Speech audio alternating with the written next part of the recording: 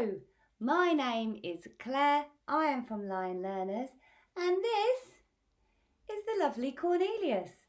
Now, Cornelius is a corn snake, and he's here with me today to help talk to everyone about food chains. Now, corn snakes are from North America. They're native to North America. Cornelius is here. He's fairly old for a corn snake. He's about 17 years old.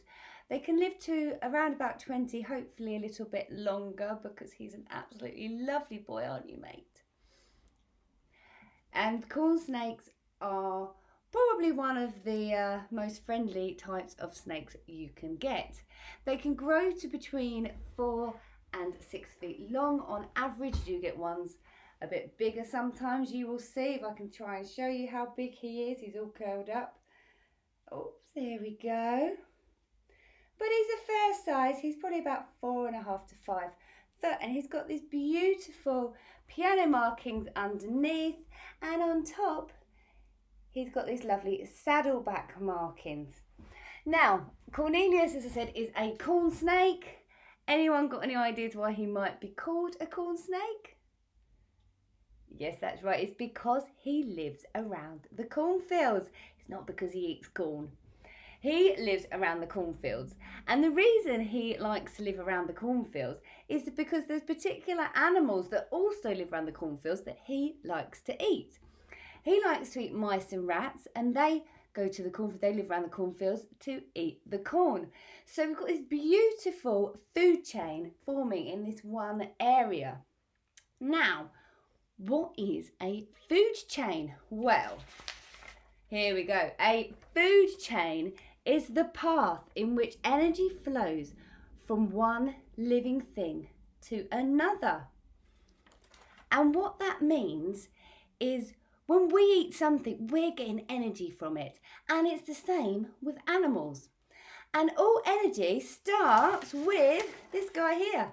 It starts with the sun. So the sun beams down on, in this instance, the corn, and makes all the corn grow. And then we will have, in this case we have a mouse, but it'll be a herbivore, or it could be an omnivore, come along to eat the corn. A herbivore is an animal that only eats plants, and an omnivore is an animal that eats both plants and meat. After we've got the herbivore stage, right, and then the next stage would be your primary predator. And here we have the lovely Cornelius. If he was hunting around the cornfields, he'd be after the mice. He'll be our next stage of the food chain. It doesn't always end there. Corn snakes themselves have predators that will go after them. These guys, or eagles, will also be hunting the corn snakes. We call these the secondary predator, and in this instance they would be the top of our food chain. The top of the food chain is the end of the chain.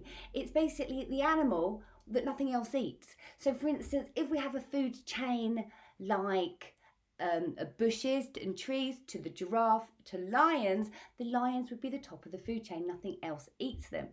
Now, food chains can be different lengths. When we eat a plant, the food chain's quite short. You've got the plant and then you've got us. We're the top of the food chain. So that's just 2 animal species if you include us as the animal.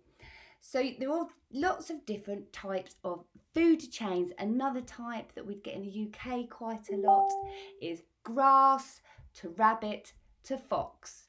And in that instance, the fox would be the top of the food chain. So for you guys to practice your food chains, I am going to put a link below where you can print out some worksheets, where you can put together your own food chains. These worksheets will have a lot of different pictures, and then you can put them in the order for the food chain. If you've got any questions, just drop me a line and I'll be able to help out. And this is here to help you along the way.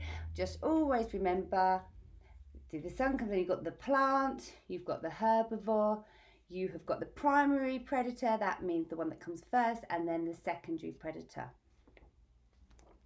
There you go. Well, good luck with your food chains, and I'll see you soon for another video. That's goodbye from me and goodbye from Cornelius.